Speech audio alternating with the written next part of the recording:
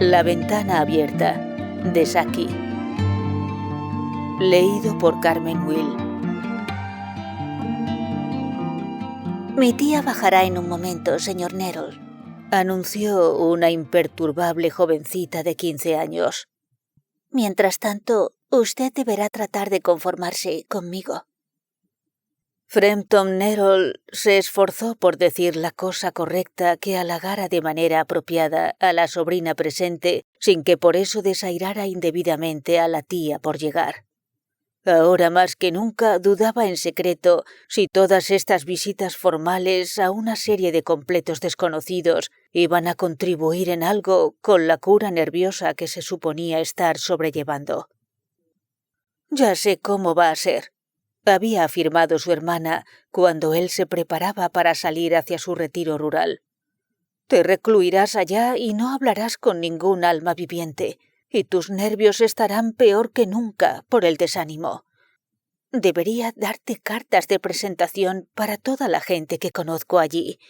Algunos, hasta donde puedo recordar, eran bastante agradables». Frampton se preguntaba si la señora Sappleton, la dama a quien se encontraba presentándole una de las cartas, formaba parte de ese agradable grupo. ¿Conoce a mucha gente de por aquí?, preguntó la sobrina cuando juzgó que ya habían tenido suficiente comunión silenciosa entre los dos. «A casi nadie», contestó Frampton. «Mi hermana estuvo aquí, en la casa parroquial, ¿sabe?, hace unos 4 años, y me entregó cartas de presentación para alguna de la gente de aquí». Pronunció la última frase con un evidente tono de lamento. «Entonces, ¿prácticamente no sabe nada sobre mi tía?», insistió la imperturbable jovencita.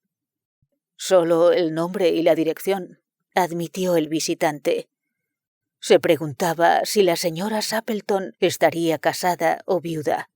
Algo indefinible acerca de la habitación parecía sugerir la presencia masculina. «La gran tragedia le sucedió hace apenas 3 años», dijo la muchacha. «Debió haber sido después de la época de su hermana». ¿La tragedia?», preguntó Frampton. De alguna forma, en este apacible rincón rural, las tragedias parecían fuera de lugar.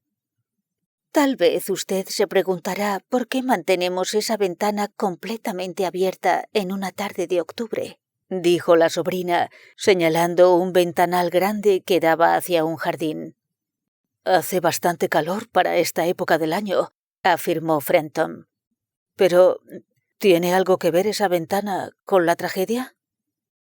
«Fue por esa ventana que hoy hace 3 años su esposo y sus 2 hermanos menores salieron para su día de caza. Nunca regresaron. Cruzaban el coto en dirección a su terreno favorito para cazar al acecho cuando un pantano traicionero se los tragó a los 3. Había sido un verano terriblemente húmedo, ¿sabe? Y lugares que en otros años fueron seguros cedían de un momento a otro y sin previo aviso. Nunca se recuperaron los cuerpos. Eso fue lo más espantoso de todo». En ese punto, la voz de la muchacha perdió el tono imperturbable y se volvió entrecortadamente humana.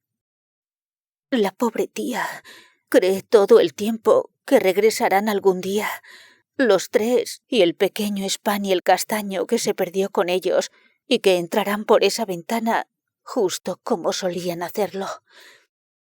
Esa es la razón por la que la ventana se mantiene abierta todas las tardes hasta que ya está bastante oscuro. Pobre tía querida. A menudo me ha contado cómo salieron su esposo con el impermeable blanco colgado sobre el brazo y Rani, el menor de sus hermanos, cantando Bertie, why do you bound, como hacía siempre para tomarla el pelo, pues ella decía que le ponían los nervios de punta. Sabe, algunas veces, en tardes silenciosas y tranquilas como esta, tengo la sensación horrorosa de que ellos van a entrar cruzando esa ventana». Dejó de hablar con un ligero estremecimiento.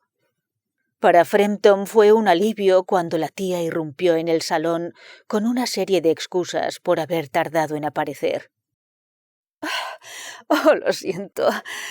Espero que Vera le haya distraído», dijo. «Ha sido muy interesante», respondió Frampton. «Espero que no le importe la ventana abierta», dijo de pronto la señora Sappleton. «Mi esposo y mis hermanos volverán de su jornada de caza y siempre entran por ahí. Hoy estuvieron por los pantanos cazando al acecho, así que van a ensuciar de lo lindo mis pobres alfombras. Pero así son ustedes los hombres, ¿no es cierto?». Siguió hablando alegremente sobre la cacería y la escasez de pájaros y el prospecto de patos para el invierno. Para Frampton todo sonaba absolutamente espantoso. Hizo un esfuerzo desesperado, aunque solo parcialmente exitoso, por dirigir la conversación hacia un asunto menos aterrador. Era consciente de que su anfitriona le prestaba solo un fragmento de su atención, con la mirada desviándose constantemente de él hacia la ventana abierta y el prado que había más allá. Era ciertamente una coincidencia desafortunada que él hubiera tenido que hacer su visita en este trágico aniversario.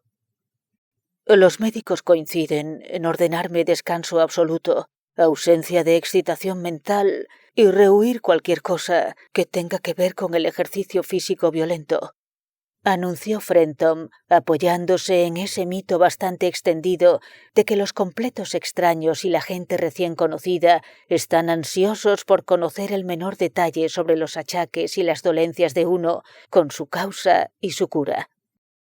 «En cuanto al asunto de la dieta, no se han puesto muy de acuerdo», continuó.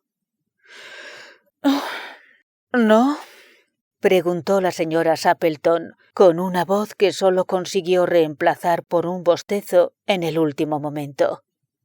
Entonces de repente se animó y prestó una atención inmediata, aunque no a lo que Frampton decía.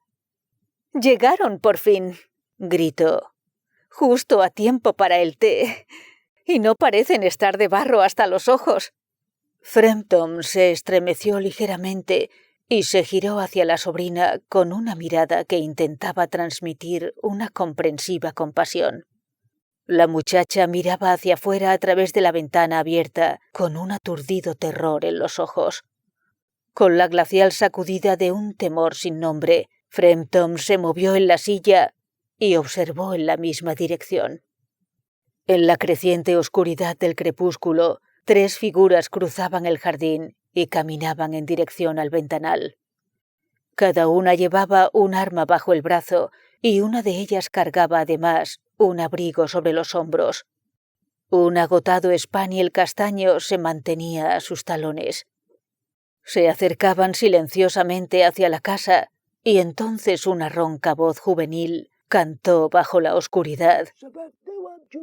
«I said, Bertie, why do you bound?» Frampton agarró el bastón y el sombrero frenéticamente. La puerta de entrada, el camino de gravilla y el portón del frente fueron etapas apenas advertidas en su precipitada retirada. Un ciclista que avanzaba por el camino tuvo que lanzarse al seto para evitar la inminente colisión. «Ya estamos aquí, querida», dijo el que llevaba encima el impermeable cuando cruzó por el ventanal. «Algo de barro, pero casi todo seco. ¿Quién era ese que salió corriendo cuando nos acercábamos?» «Un hombre de lo más particular. Un tal señor Nerol», contestó la señora Sappleton. «Solo consiguió hablar de sus dolencias y se fue a toda prisa sin pronunciar una sola palabra de despedida o de disculpa cuando habéis llegado. Cualquiera pensaría que había visto un fantasma».